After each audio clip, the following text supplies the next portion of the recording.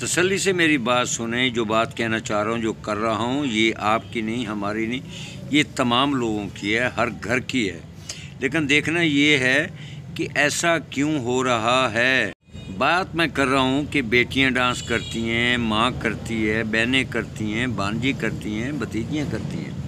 وہ گھر میں شادی بیاہ پر اور بہنیں بھائی کی شادی پر ڈانس کرتی ہیں، اور اسی طرح رشتہ دار شادیوں میں ڈانس کرتی ہیں۔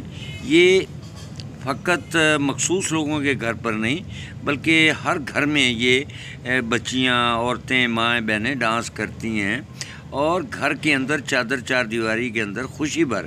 لیکن اگر وہی لڑکیاں، میری چاہے بیٹی ہو، میری کوئی بہن ہو، میری کوئی بھانجی ہو، میری کوئی بھتیجی ہو، میں اپنے آپ کو معزز کہوں، سیاسی کہوں، اور میری بیٹی، میری بھتیجی، میری رشتہ دار جا کر کلب میں ڈانس کرے، تو پھر مجھے ڈوب مر جانا چاہیے، مجھے شرم آنی چاہیے۔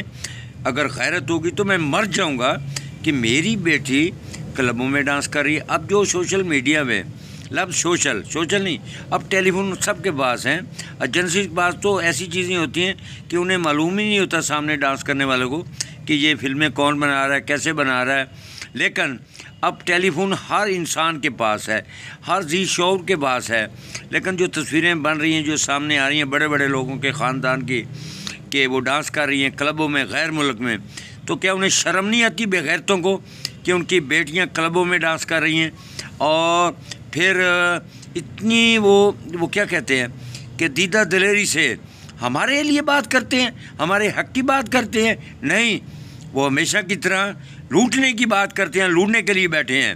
آخر مر جانا ہے، آخر انہوں نے بھی مر جانا ہے۔ جیسے ذوالفقار علی بھٹو پھانسی چڑھا، مر گیا، مشرف کو بیماری لگی، وہ مر گیا، اسی طرح اور لوگ بھی مر گئے، تو آخر انہوں نے بھی جانا ہے۔ لیکن اتنی بے غیرتی نہیں ہوتی کہ غریبوں کو لوٹیں، کھائیں، کمائیں، اور بچے بچیاں عیاشی غیر ملک میں، اور یہ سب کچھ سامنے آ رہا ہے۔ پھر بھی ہم لوگ اتنے کمزور ہیں، اتنے نہ جانے کیا ہیں، کہ اتنا کوئی دیکھنے دکھانے کے باوجود بھی ان لوگوں کے ہم تلوے چاٹتے ہیں۔ آخر کب تک؟ اس لیے کہ جب تک، میں ہمیشہ کہتا ہوں کہ جب تک ہم قوم نہیں بن سکتے، قوم نہیں بن پائیں گے، تو اسی طرح یہ لوگ بند کمروں میں بیٹھنے والے، بٹھانے والے، یہ لوگ ہمیں اسی طرح ذلیل و خوار کرتے رہیں گے۔ ہمیں آئے دن مہنگائی کا سامنا کرنا پڑے گا، ٹیکسز کی بھرمار، نہ جانے کس کس چیز کی بھرمار۔ میں پھر بات کروں گا کہ منی گولز ٹریول یا اینی ادر، اب اس حکومت نے تمام افسران کو وہ اختیار دیا ہوا ہے کہ چلان کریں، ٹارگٹ دیا ہوا ہے کہ ہفتے میں 1.5 لاکھ، 2 لاکھ، 3 لاکھ، یعنی کہ ٹارگٹ والا تو نوکری بچانے کے لیے سب کچھ کرے گا۔